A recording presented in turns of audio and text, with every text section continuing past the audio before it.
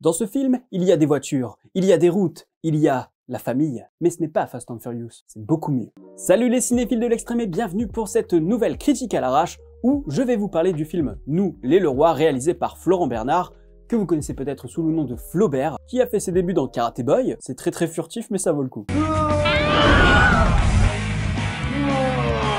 Florent Bernard, c'est aussi Bloqué, La Flamme, Le Flambeau, Le Floodcast, c'est aussi le scénario de Vermine, c'est aussi très bientôt le prochain Evil Dead qu'il va scénariser. Le mec discute avec Sam Raimi. Autant vous dire que 2023-2024, c'est clairement l'année pour Florent Bernard, pour Flaubert, ça fait extrêmement plaisir et c'est pour ça que j'ai préféré aller voir d'abord ce film plutôt que Ghostbusters par exemple, parce que je veux soutenir ce tout premier long métrage en tant que réalisateur. Alors vous le savez, même si j'apprécie les gens, je vais pas non plus dire « Oh là là, c'est extraordinaire, nanana ». On se rappelle tous de Brutus versus César. Nous les Leroy, c'est l'histoire d'une famille qui va connaître bientôt un divorce. Le mari est pas trop d'accord et donc il dit « On va faire un week-end ensemble, on part 3 jours en vacances tous ensemble en famille et si à la fin de ces 3 jours tu veux toujours divorcer, ok, je dirai pas le contraire ».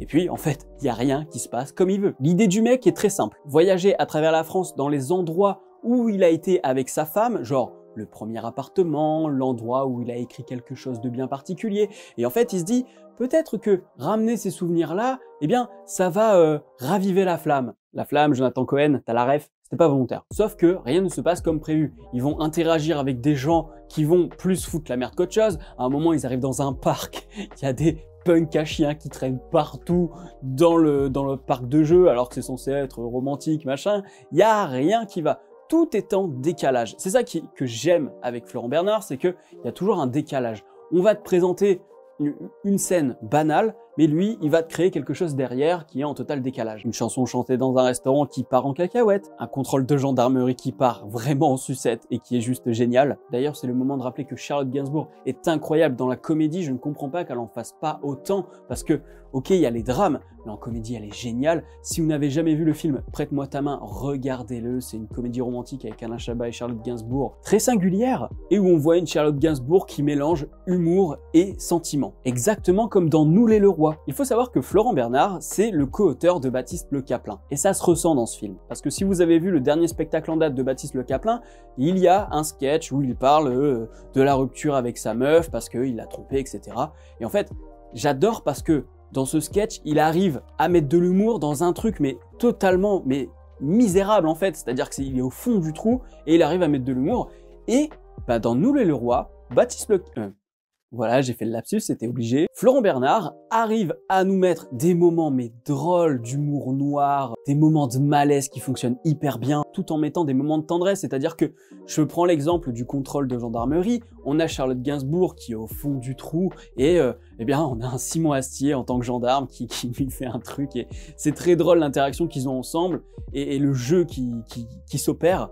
Et en fait, t'as ça, et juste à côté, en parallèle, t'as aussi une scène avec José Garcia et ses enfants sur un parking, et là, c'est vraiment beaucoup d'émotions, quoi. J'ai failli tirer ma petite larmichette. Parce que oui, ce film, c'est le réel dans le sens où oui, ça va être les parkings du Auchan, ça va être les hôtels tout pourraves, ça va être, voilà, la France périphérique, la France provinciale. Et je parlais de l'humour qui était allié au sentiment, l'humour est aussi là pour raconter quelque chose. Il est là pour servir le récit. Je prends l'exemple du running gag où on a Charlotte Gainsbourg, à chaque fois qu'elle ouvre un truc, ça lui explose à la gueule, genre je sais pas, une boisson gazeuse quoi. Ce qui correspond à l'état d'esprit du personnage, c'est-à-dire qu'elle est sous pression, qu'elle a envie d'exploser, et il y a un moment où oui, ça y est, elle est libérée, je vais pas vous dire comment, et cette libération se traduit par la fin de ce running gag. Pareil pour le personnage de José Garcia, les 4 membres de la famille ont des problèmes à régler, et donc le personnage de José Garcia qui s'appelle Christophe je crois, eh bien lui, voilà, c'est récupérer sa femme, c'est rester soudé, et donc il rame pendant tout le film, et ça se traduit parfois par des scènes mais tellement drôles. La scène quand il est aux toilettes et qu'il veut se sécher les mains, le sèche-main ne marche pas, et puis derrière on a un gars qui va se servir du sèche-main et lui ça marche, donc il y a vraiment ce sentiment de se dire le mec il est au fond du trou, mais en plus de ça, il y a un connard, il arrive à utiliser ce putain de sèche-main. Et ça vous le savez, quand on est au fond du trou, il y a ces petits trucs dans la vie où vraiment ça t'énerve. Et là où Florent Bernard est intelligent, c'est que tout ça se passe en plan séquence, il n'y a pas de coupe sur ce gag, donc on vit en temps réel, on est observateur de ce machin, bien, ce qui permet d'avoir un détachement et de pouvoir rire. Alors que si, je sais pas, on avait fait du montage avec, je sais pas, un gros plan sur lui qui est dégoûté ou quoi, on aurait eu plus d'empathie pour lui et ça n'aurait pas opéré de la même manière qu'avec ce plan fixe détaché de la scène, quoi, comme une scénette de théâtre, on va dire. Donc on a des choix de mise en scène plutôt utiles pour le gag. Après, attention, c'est pas non plus le film grandiose de mise en scène.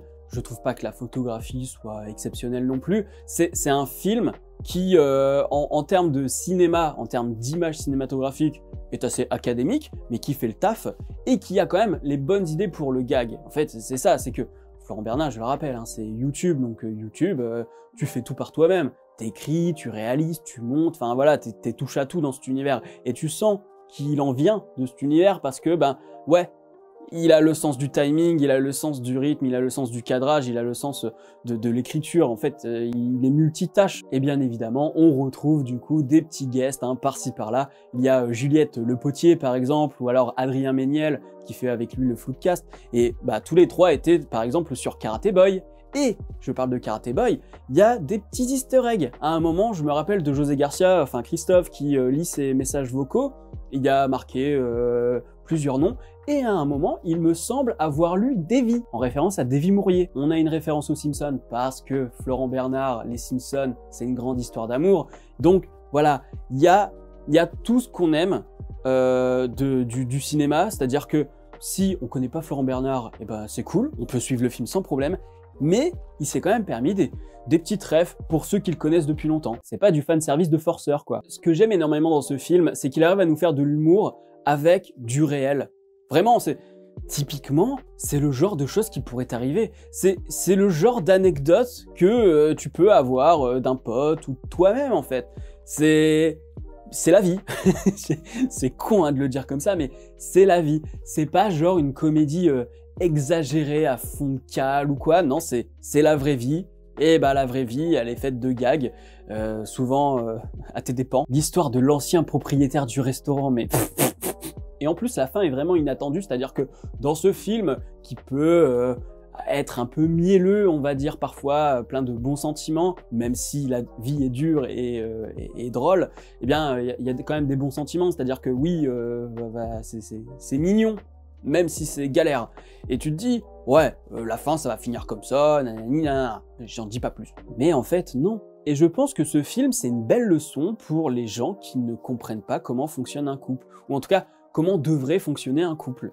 Ce sentiment d'appartenance, de devoir rester par obligation, ouais, un divorce ça doit obligatoirement mal se passer, ou il faut le réparer de telle manière, ou enfin voilà. Il y a des questions qui se posent sur ce qu'est un couple, ce qu'est une famille, et comment on devrait régler certains problèmes. Et je dis pas que c'est toujours facile, mais il y a des petites clés dans ce film qui font plaisir, donc voilà, ça pose aussi un regard sur ce qu'est la famille, le divorce, l'adolescence aussi, parce que j'ai pas beaucoup parlé des deux adolescents, mais quand je les vois, ouais, je me dis c'est le gamin de tous les jours, c'est le gamin que je vois au taf, qui a les mêmes problèmes que celui-là. Évidemment, les terminales, eh bien, c'est souvent signe de rupture pour aller à la fac derrière, ce genre de choses. Donc j'y ai vu la vraie vie saupoudrée d'humour. Et pour vous rassurer que ce n'est pas un film que pour les fans de Florent Bernard, il faut savoir que dans la salle, eh bien, j'étais le seul qui avait une trentaine d'années. Il y avait plein de dames avec moi. Et ben elles avaient 65, 70, 75 peut-être, elles avaient 70 ans en moyenne, on va dire, et elles se sont marrées du début à la fin. Voilà, elles se sont marrées aux mêmes vannes que moi. Donc, je pense que c'est quand même un film intergénérationnel. Et pas juste intergénérationnel dans le sens où t'as des ados et des parents de 40, 50 ans. Non, intergénérationnel parce que ça va parler autant aux gamins de 8 ans que... Enfin, peut-être pas 8 ans parce qu'il y a quand même des notions qui sont plus axées adultes. On va dire que 12-13 ans jusque 70 ans, voilà, ça peut englober tout le public en fait. Ce genre de comédie française, ça fait plaisir. À tous ceux qui nous diront oui, la comédie française c'est toujours un pauvre chez les bourgeois, c'est toujours des moqueries, c'est toujours exagéré, machin. Bah non, nous les Leroy pour le coup, c'est loin de tout ça.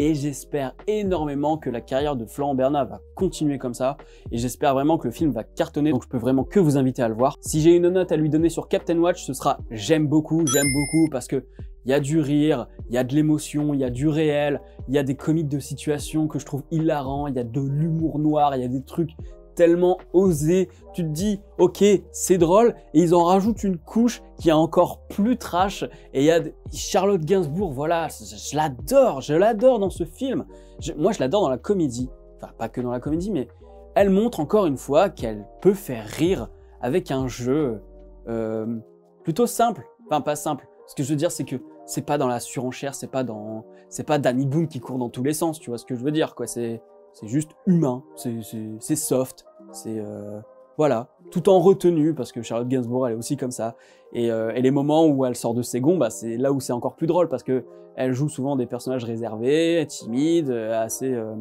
assez émotionnels et donc du coup là je me suis dit ouais elle est encore excellente là-dedans, mais de toute façon ils sont tous bons hein, les deux jeunes, bah j'espère aussi les revoir parce que ils m'ont bien fait marrer aussi, ils ont ce flegme un peu genre de nonchalance qui va super bien avec ce film qui est censé être un road movie, donc qui va vite et tout, et ce truc qui est à contre-temps du reste. Vraiment, allez voir Nous les Leroy, c'est sorti cette semaine. Si la vidéo vous a plu, n'hésitez pas à mettre un pouce bleu, à la partager sur les réseaux sociaux pour donner envie aux gens de voir ce film. En plus, voilà, il y a du beau monde dedans, ça fait extrêmement plaisir, et puis il y a des vraies questions, quoi. Il y a des vraies questions sur ce qu'est la famille, sur ce qu'est un couple.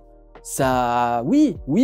En fait, je pense que ce film est d'utilité publique pour certains, parce que quand tu vois comment ils se comportent avec leur femme ou comment ils se comportent lors d'un divorce ou quoi, tu te dis, bah, pourquoi se déchirer quand de toute façon c'est mort, quoi. Faudrait plutôt accepter les choses pour que ça se passe bien par la suite. Mais attention, est-ce que dans ce film ils vont vraiment divorcer? C'est la question, parce qu'à un moment on se pose aussi la question de savoir s'ils vont pas encore vivre ensemble en étant séparés. Il y a une discussion comme ça un peu au restaurant. Je n'en dis pas plus, vous irez découvrir ça en salle. Encore une fois, le pouce bleu, le partage, et puis dites-moi en commentaire si vous avez vu le film. Abonnez-vous à la chaîne. N'oubliez pas d'actionner la cloche pour être alerté des prochaines vidéos. Quant à moi, je vous dis à la prochaine sur la toile. Salut!